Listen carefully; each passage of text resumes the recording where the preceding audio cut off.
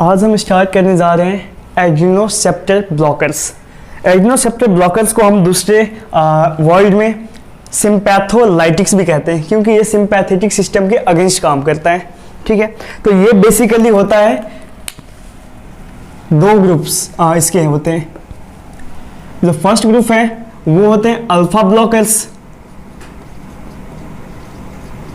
And जो second group है उसको हम कहते हैं बीटा ब्लॉकर्स।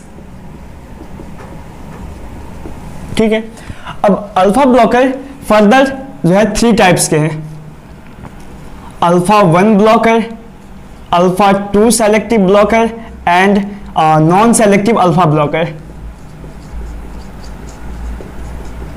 ठीक है, जो अल्फा 1 सेलेक्टिव ब्लॉकर है इसमें एग्जांपल्स आगे प्राजोसिन, टेराजोसिन,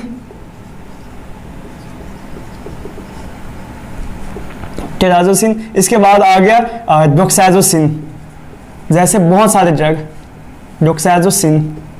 इसके बाद जो अल्फा 2 सेलेक्टिव है इसमें आ जाते हैं 2 ड्रग्स मोस्टली, जो मोस्ट कॉमन है वो है योहिम्बिन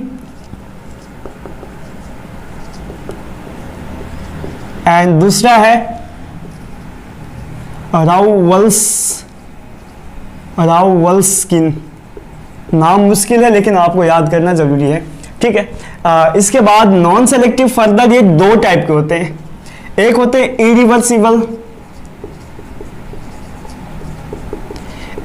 इरिवर्सिबल से मुराद ये कि फॉर एग्जांपल अगर ये रिसेप्टर है और ये नॉन सेलेक्टिव जो है इरिवर्सिबल ड्रग आ गया तो ये रिसेप्टर के साथ कोवैलेंट बॉन्ड बना देता है, तो इसीलिए ये क्या हो गया, इरिवर्सिबल। इरिवर्सिबल का एग्जांपल है फेनोक्सीबेंजामिन।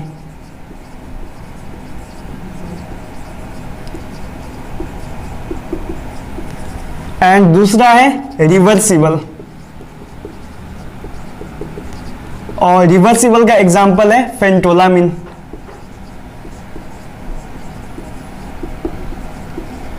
ठीक है, इसके बाद अब हम इंडिविजुअल ड्रग्स की क्लिनिकल यूजेस के बारे में और टॉक्सिसिटीज के बारे में पढ़ने जा रहे हैं। तो पहला जो ड्रग हमारा है वो है फेनोक्सीबेंजामिन।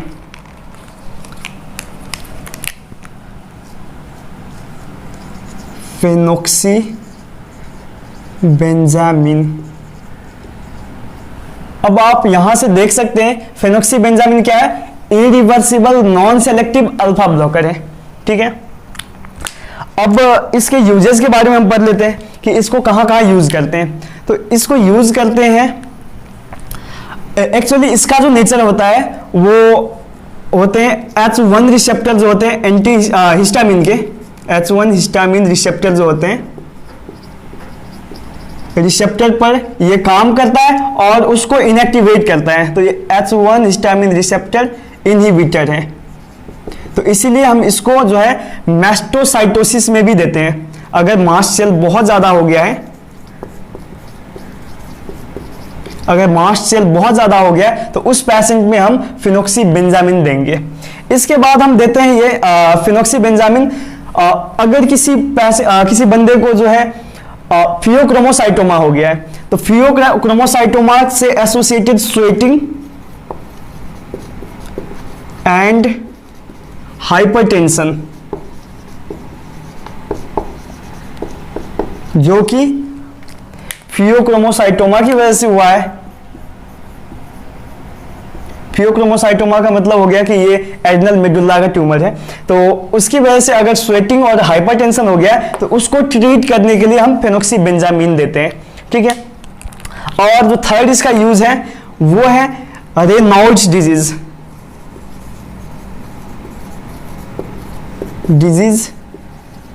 इसमें होता बेसिकली ये है कि ब्लड वेसल नैरो हो गया होता है, जिसके वजह से जहां पर भी उस blood artery, for example artery narrow हो जाता है और आर्टरी जहां भी सप्लाई करती है उससे वो सप्लाई वाले एरिया क्या हो जाएगा, पेल हो जाएगा और वो कोल्ड हो जाएगा। ठीक है, तो रेनॉल्ड्स डिजीज फॉर एग्जांपल अगर ये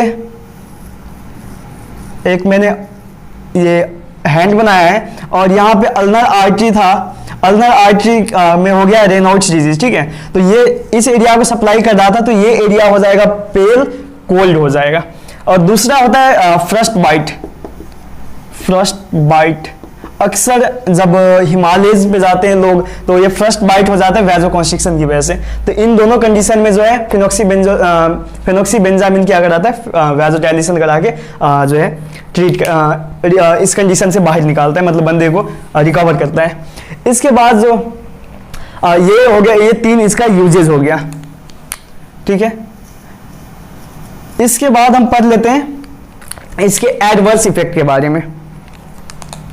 तो एडवर्स इफेक्ट में पहला एडवर्स इफेक्ट इसका ये है कि ये जो है पोस्चुरल हाइपोटेंशन कराता है। टेंशन कराता है। इसके बाद जो दूसरा इसका ये है कि ये नेजल डीकंजेशन कराता है या नेजल डीकंजेस्टेंट जैसा काम करता है। और तीसरा इसका यूज ये है कि ये रिफ्लेक्स जो है टैकीकार्डिया कराएगा, ठीक है। रिफ्लेक्स टैकीकार्डिया इसलिए कराएगा क्योंकि फेनोक्सीबेंजामिन क्या है, ये है अल्फा का नॉन सेलेक्टिव जो है इनहिबिटर। तो अल्फा को इनहिबिट करके वैजोकॉन्स्ट्रिक्शन करा देता है, सॉरी वैजोडाइलेशन करा देता है, और जिसके वजह से वैजोडाइलेशन की वजह से जो है हार्ट रिफ्लेक्स टैकीकार्डिया में चला जाएगा, ठीक है। अब इसके बाद हम पढ़ लेते हैं दूसरा ड्रग, वो है फेंटोलामिन। तो फेंटोलामिन में यहां पे फेंटोलामिन के बारे में लिखने जा रहा हूं।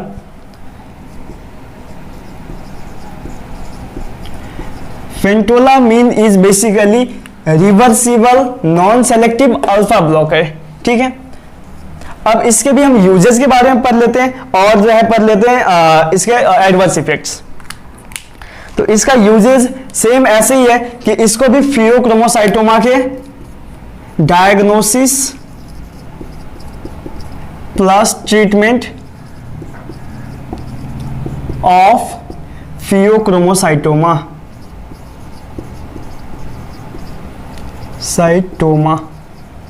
ठीक है। और जो दूसरा इसका यूज है वो है फेंटोलामिन का जो दूसरा यूज है वो है हाइपरटेंसिव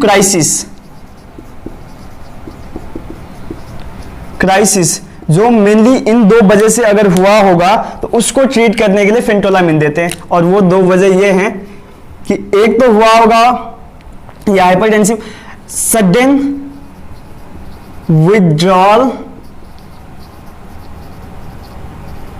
ऑफ क्लोनिडीन। क्लोनिडीन एक अल्फा 2 जो है सिंपैथोमाइमेटिक ड्रग था। अगर वो ड्रग पेशेंट सडनली लेना बंद कर दे तो उसमें हाइपरटेंसिव क्राइसिस हो जाएगा और उसको ट्रीट करने के लिए हम फेंटोलामिन देते हैं, ठीक है। अब इसके बाद जो सेकंड है जिसमें ये मतलब जो है हाइपरटेंसिव क्राइसिस होता है तो वो है टायरोसिन का सोर्स। टायरोसिन सोर्स जो है खा लिया किसी बंदे ने, जो कि वो बंदे ने जिसने पहले से ले रहा होता था, मतलब ले रहा है monoamine oxidase inhibitor.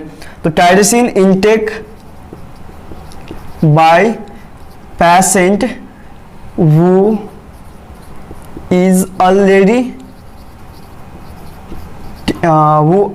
already on monoamine oxidase inhibitors।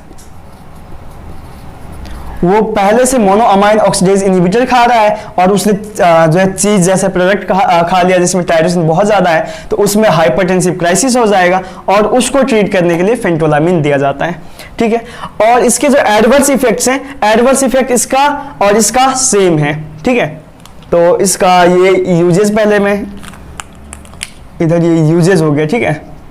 और इसका एडवर्स इफेक्ट मैं यही लिखने जा रहा हूं, यही पोस्चुरल हाइपरटेंशन कराएगा, रिफ्लेक्स टैकीकार्डिया कराएगा, ठीक है। तो ये हो गया इसके एडवर्स इफेक्ट, ठीक है। अब एक चीज समझना बहुत जरूरी है अल्फा के लिए। आपको पता होगा एपिनेफ्रिन जो है वो डुअल इफेक्ट शो कर रहा होता है। एपिनेफ्रिन के सामने 2 रास्ते हैं। अगर एपिनेफ्रिन लो डोज में होता है तो वो क्या जो है बीटा 2 रिसेप्टर के साथ बाइंड करता है और वो वैजोडाइलेशन कराता है। ठीक है। अगर एपिनेफ्रिन हाई डोज में मिल गया किसी को, हाई डोज ले लिया उसने, तो वो अल्फा रिसेप्टर पर बाइंड करके वो क्या कराता है, वैजो कॉन्स्ट्रिक्शन कराता है।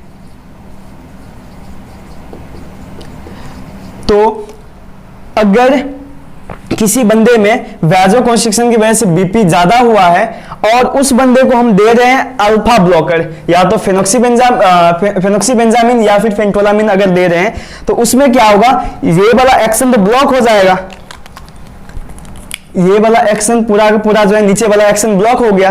तो अब एपिनेफ्रिन के पास एक ही रास्ता बचेगा, वो बीटा 2 रिसेप्टर के साथ बाइंड करेगा और वैजोडाइलेशन करा देगा। ठीक है, तो अगर हम इसको ग्राफ के जरिए दिखाएं तो ये देखें, ये है अल्फा ब्लॉकर देने से पहले, जब एपिनेफ्रिन अगर हम बढ़ाते जाते हैं टाइम के साथ, इधर है बीपी, तो बीपी बढ़ती जाती है। ठीक है, अब अगेन हम इस ग्राफ को बनाते हैं अल्फा एंटागोनिस्ट के प्रेजेंट में। ठीक है, अल्फा एंटागोनिस्ट के प्रेजेंस में, तो ये क्या करता है कि सिर्फ बीटा 2 वाला इफेक्ट आएगा, जिसकी वजह से वैजो डायलेशन हो जाएगा और बीपी कम हो जाएगा। ठीक है, तो ये था जो है एपिनेफ्रिन, और इसको हम कहते हैं एपिनेफ्रिन रिवर्सल,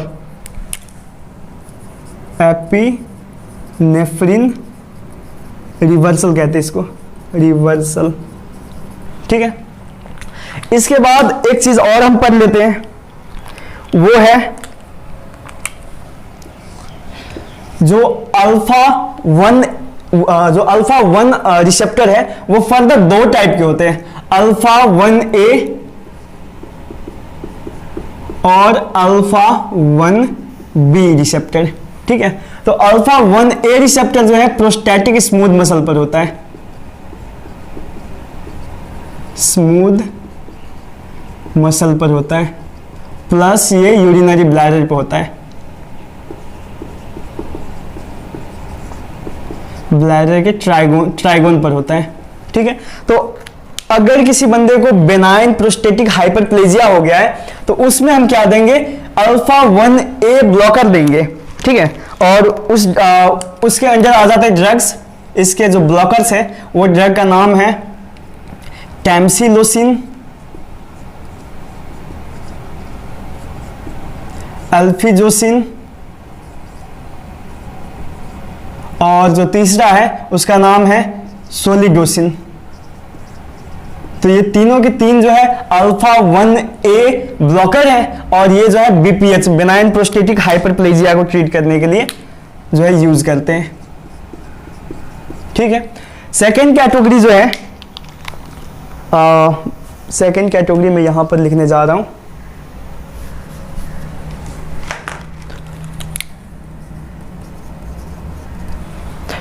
सेकेंड कैटेगरी में यहां पर लिखने जा रहा हूं, और उसके अंदर आ जाते हैं ये 3 ड्रग्स। पहला ड्रग का नाम है प्राजोसिन, डोक्साजोसिन, एंड तीसरा यही हो गया टेराजोसिन। ये तीनों जो ड्रग हैं, ये तीनों ड्रग जो हम देते हैं बेसिकली उन पेशेंट में, उन हाइपरटेंसिव पेशेंट में जिनमें लिपिड प्रोफाइल और ग्लूकोज मेटाबॉलिज्म का मसला होता है। तो टू ट्रीट या to maintain lipid profile and normal glucose metabolism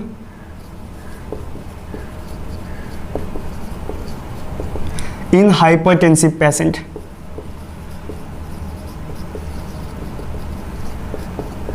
ठीक है, अब मसला ये होता है कि जो प्राजोसिन, डोक्साजोसिन, टेराजोसिन जो है, मोस्टली प्राजोसिन और टेराजोसिन, ये अगर हम स्टार्ट में ही नॉर्मल डोज से स्टार्ट करें तो उस बंदे में क्या होता है कि पहले ही ये पोस्चरल हाइपोटेंशन वगैरह और उसमें वो बंदा फील करने लगता है, तो और इस इफेक्ट को हम कहते हैं फर्स्ट डोज इफेक्ट।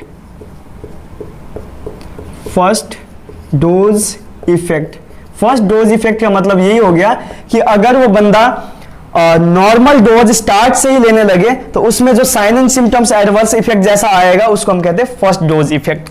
ठीक है, और ये था इसका प्राजोसिन, डॉक्साजोसिन एंड टेराजोसिन। इसके जो है कुछ जो है एडवर्स इफेक्ट्स हैं। एडवर्स इफेक्ट्स ऐसे हैं कि डिजीनेस, उसके बाद नर्वसनेस जैसा वो आएगा, इन लो एनर्जी फील करेगा वो बंदा। ठीक है, तो ये हो गया इसके बाद हम एक और पढ़ लेते हैं ड्रग जिसका नाम है योहिम्बिन।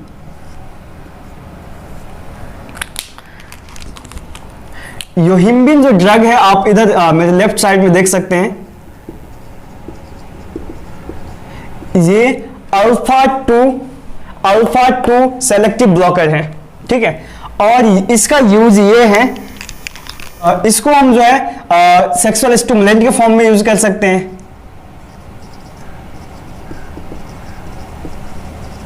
और इसका जो है यूज इरेक्टाइल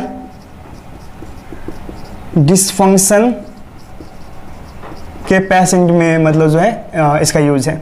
ठीक है, तो ये था ऑल अबाउट अल्फा ब्लॉकर्स। इसके बाद हम पढ़ने जा रहे हैं बीटा ब्लॉकर्स के बारे में।